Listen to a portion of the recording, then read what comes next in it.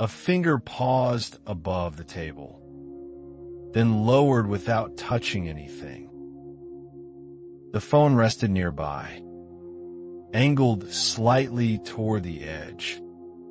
Screen dim, unchanged. The finger withdrew and settled against the palm instead. The room stayed quiet enough to notice the small sounds that usually went unheard. A soft hum from somewhere inside the walls. The faint shift of fabric when weight adjusted and stopped. Nothing else moved. The phone remained where it had been placed earlier. Not centered. Not hidden. Close enough to be seen without leaning forward. Far enough to avoid brushing against it by accident. The person stood near the table, shoulders loose but not relaxed. Breathing stayed even, measured in a way that kept the air from stirring too much. Each inhale felt deliberate. Each exhale took its time leaving. Light from a nearby lamp reached the surface of the phone and stopped there. It did not brighten the screen. It only rested on it, creating a pale reflection that never sharpened. The reflection stayed incomplete, as if something had been left out. The person looked toward the window instead. Not outside, just at the glass itself, where darkness pressed close but did not enter. The gaze lingered there longer than necessary, then drifted back toward the table without settling fully. Waiting took shape in the body before it formed anywhere else. In a way, the feet stayed planted. In a way, the hands found still positions and kept them. In the slight forward tilt that suggested readiness without action. Tom did not move in a straight line. It gathered and thinned. Moments passed without marking themselves. There was no clear sense of how long the phone had been silent. Only that it had been silent long enough to notice. The person shifted weight once. A small movement. Barely a decision. The floor answered with a muted sound, and then nothing more. The phone did not respond. No light. No vibration. No sign that anything beyond the room was reaching inward. Attention hovered near the device without landing on it. Looking directly felt unnecessary. The absence of sound already said enough. The hand closest to the table curled slightly, then loosened again. The motion ended as quietly as it began. Waiting adjusted itself around the stillness, learning its shape. Nothing arrived to interrupt it. The room remained as it was. The phone remained unchanged. And the moment stayed open, holding space for something that had not yet decided whether to appear. The phone stayed in the same place through small, repeated actions. Each time the person passed the table, the distance between them remained unchanged. Close enough to notice. Far enough to avoid touching. A routine formed without announcement. Standing near the window. Returning to the chair. pausing beside the table before moving on again. The movements repeated themselves with slight variations, never improving, never stopping. The phone became part of the room structure, like the edge of the table, like the corner where light softened and thinned. It did not demand attention. It simply waited to be included. Breathing settled into a steady pattern that matched the rhythm of the space. Inhale. Exhale. A brief stillness between them. The body followed this pattern even when thought drifted elsewhere. The person sat down, then stood again. Not from restlessness, from habit. Sitting suggested pause. Standing suggested readiness. Neither led anywhere. Time passed without collecting itself into units. No minutes announced themselves. No sense of earlier or later took hold. Only repetition marked the passing. How often the chair was returned to. How often the window was faced and left again. The phone remained dark.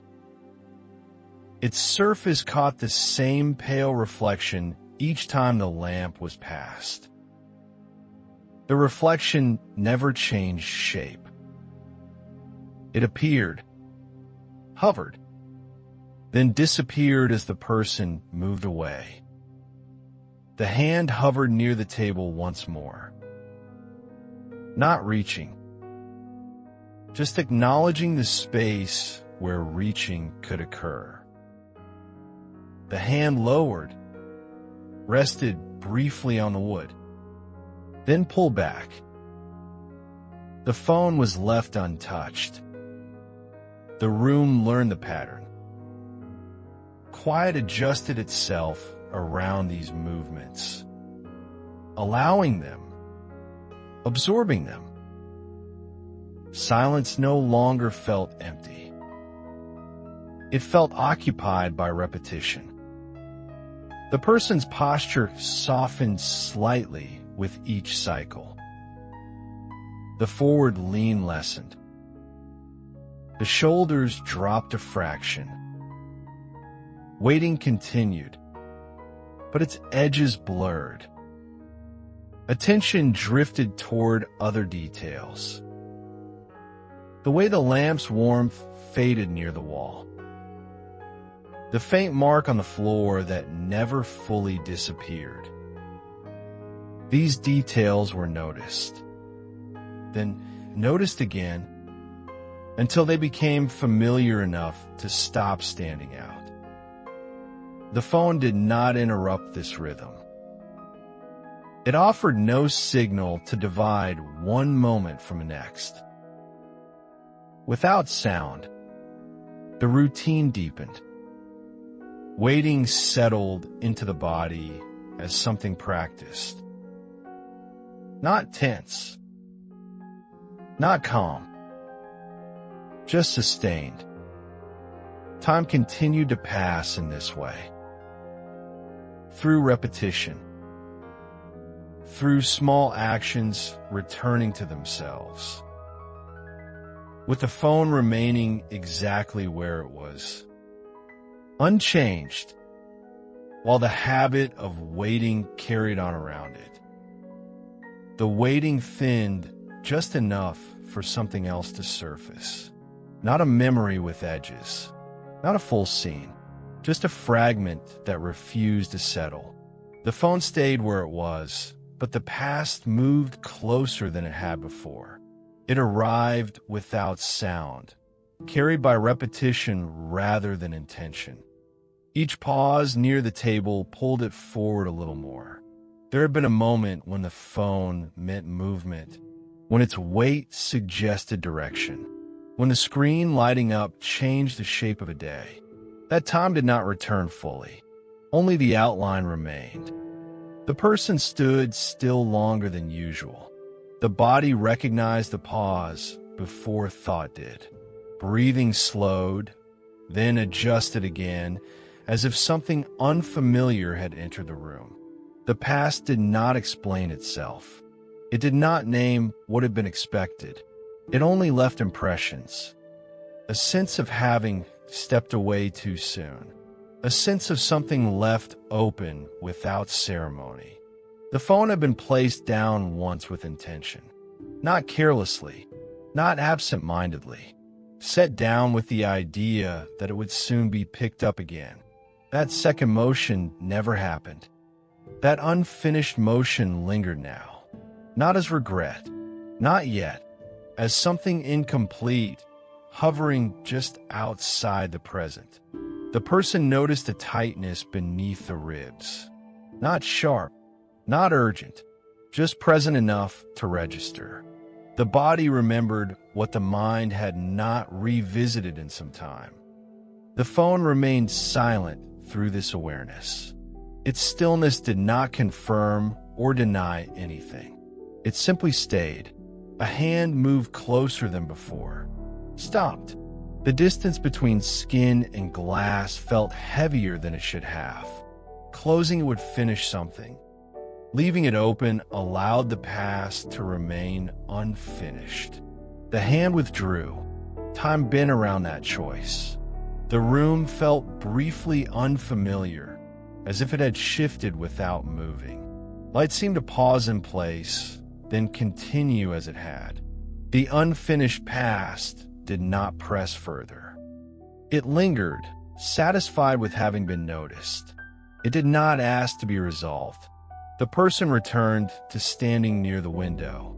The familiar posture resumed, but it carried a new weight.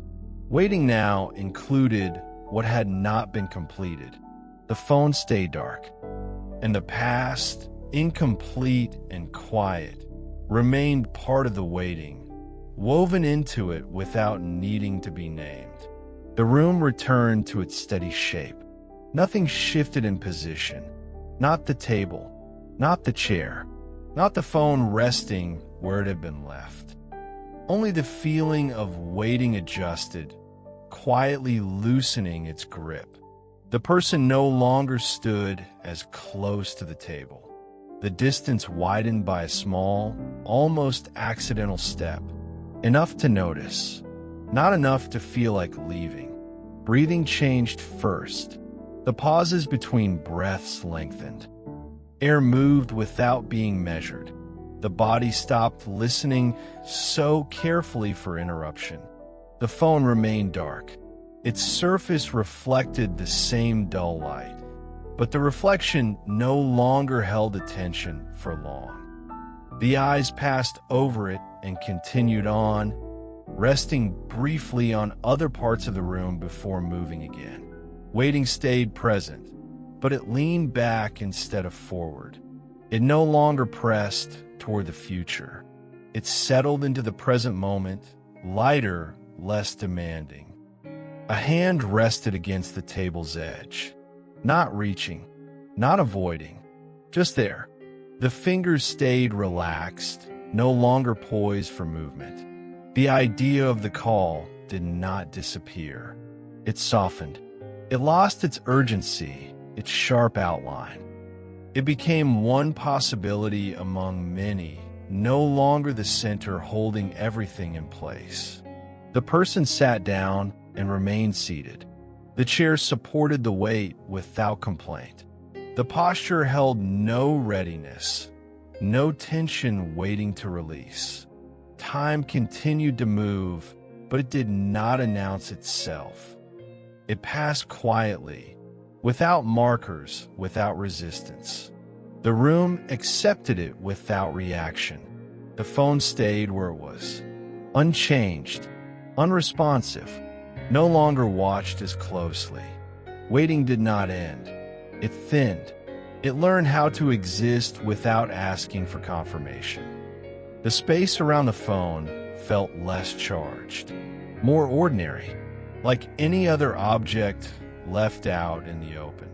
The person remained in the room, still present, still aware, but the space that had been held open narrowed, gently closing partway.